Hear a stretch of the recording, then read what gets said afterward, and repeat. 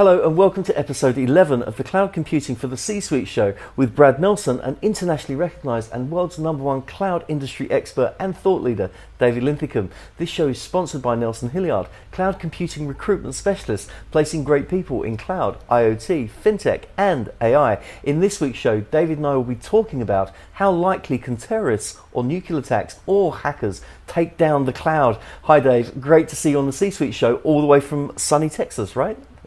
Yeah, I'm loving Texas, man. There's longhorns out my window and a beautiful, kind of arid landscape. So it's really nice out here. I kind of dig the southern part of the southwestern part of the United States. So this is a cool kind of a thought-provoking piece, and a lot of the news outlets picked it up last week, and I got a lot of calls on it.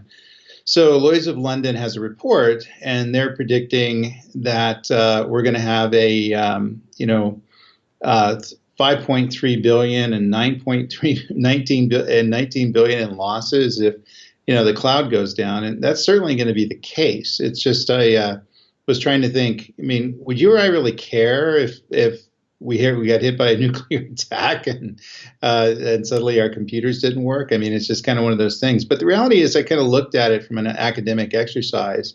The potential downside of this really is not that bad because you can't really take the clouds out if you're dealing with reality. So in other words, the way I described it in the article was it's like, playing whack-a-mole with 800-pound moles. Because they're all over the place. They're widely distributed. They run IP-based resilient networks. In other words, if you take down one segment, the other one's able to take over.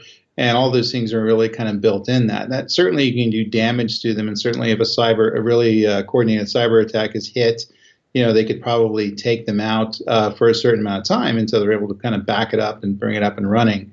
But I don't see it even getting near 5.3 to 19 billion dollars. I think it's probably at most worldwide at $1 billion issue if we're majorly attacked. And I don't see us getting majorly attacked more so than the exposures we have to the current data centers out there. So the data centers I see that the enterprises are running, even though they have active hot standbys. In other words, they have a primary data center and a secondary data center. They're kind of sitting ducks. Ultimately, because they know where they are, physically know where they are. People figured out, what the address is of the data center. They've been there for years and years and years. Where the cloud centers are hidden, they're all over the place. They all have redundant kinds of things in there. And so you're typically going to be better off from a risk perspective if you keep things in the cloud than if you don't. So I didn't really understand the report. So in other words, I understand that they, in their insurance company, and therefore everything is risk. But I think they're assigning too much risk to the cloud.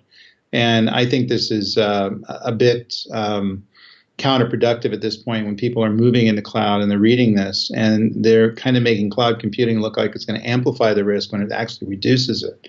So I wouldn't say I called them out on it. I just wrote an article that really talked about the Chicken Little thing where people are running around in a circle. And the things about Chicken Little stories is they never seem to come true. And so I think this is another case of it. So what's your take on this? Well, I immediately looked at the figures and was just like, wow, that's shock and awe, isn't it? I mean, that really is emphasizing risk into the problematics and what could happen with all the things that are out there and the stories and the hype and the propaganda about North Korea and hackers and nuclear war and everything like that. It's really like, well, we need some headlines here. And you're right. I mean, it almost feels, I mean, I hate to say this, and I'm not saying that's what they're doing, but it almost feels like the premiums are about to go up.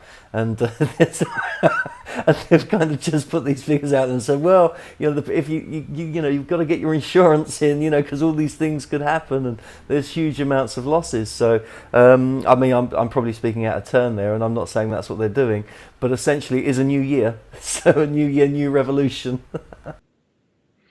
Yeah, I think it's it's part of looking at this from a business risk standpoint and really trying to assess the risk. And the reality is we don't have any good analogs to look over in the past. In other words, cloud computing is a completely different animal. We're sharing infrastructure, not necessarily commingling on the single set of servers where everything's very static. And so it's very dynamic in how they're pushed throughout the network. And we certainly have regions and we have data sovereignty issues where the data has to reside in a region, but it's typically going to be geographically dispersed in the region. And anybody who's leveraging the cloud, who doesn't leverage the geographically dispersed, kind of risk avoidance of this is kind of nutty in terms of understanding the security and the resiliency it's able to provide. So it's a typically a better deal. And I've been looking at this for the last 10 years because, to be honest with you, the Global 2000 customers that were my clients, I mean, they'd ask this question all the time. Am I going to be better off in the cloud than I am on my traditional data center and my traditional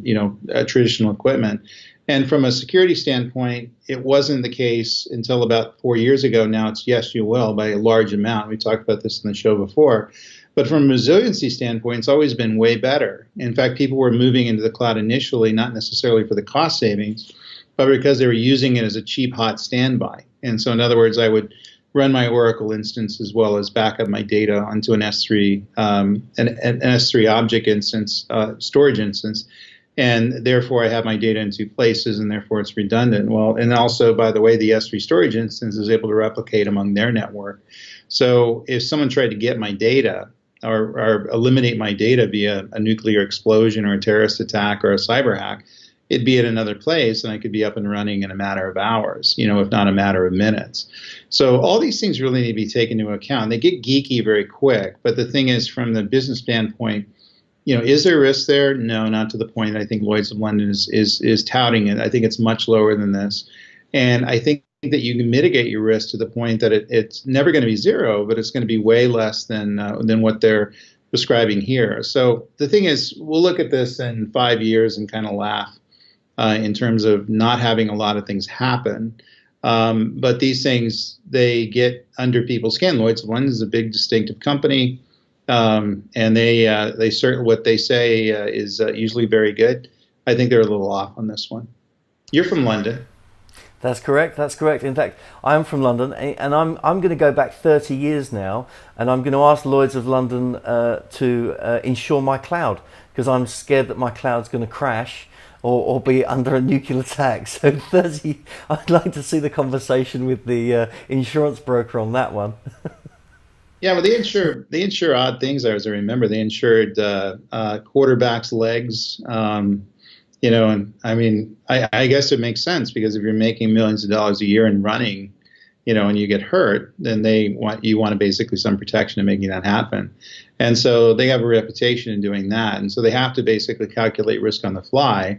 And it's just basically the thing going forward. I do think that a number of insurance companies will come up with IT risk mitigation systems. In other words, you can get insurance on that your AWS system is always going to run up and running, and you can get paid maybe $1 million an hour if there's some outages that occur. I just don't see we're never going to see many out there. So it'll be interesting to see with the rank and file insurance systems, and I'm sure this is around today. And I'll do some research in that for further shows. What they're actually coming up with in terms of risk analytics around this, because we're not seeing issues in the market. And then if you go back 3 years, the Chicken Littles were, getting most of the press out there. They thought the world was falling down if we're going to put information in the cloud. And the folks that in the know knew better. And it turned out to be the best decision that many companies ever made. And of course, it's not always the right decision, but it's typically the right decision. But assigning this kind of fear, uncertainty, and doubt onto it, I think, is not productive at all. And it's just something that kind of scares probably people that shouldn't be scared at this point. Yeah, 100%. As I say, like 30 years ago, people would say, well, I don't want to keep all my data in the cloud because if it rains, my data is going to leak everywhere. Yeah, it's just... Sorry, we do this show weekly, Dave. Apologies. My sense of humour gets the better of me sometimes. That's all right. We're running out of jokes. I'm running out of jokes. On that note, we're running out of jokes. Let's call this show over, shall we? It's been fantastic talking to you all the way from Texas, Dave. I really appreciate your time this week. Thanks very much. It's my pleasure, man. Looking forward to it. And you folks out there looking to move into cloud, there's a risk there, but it's not this much of a risk. So be careful, but go ahead and make the effort.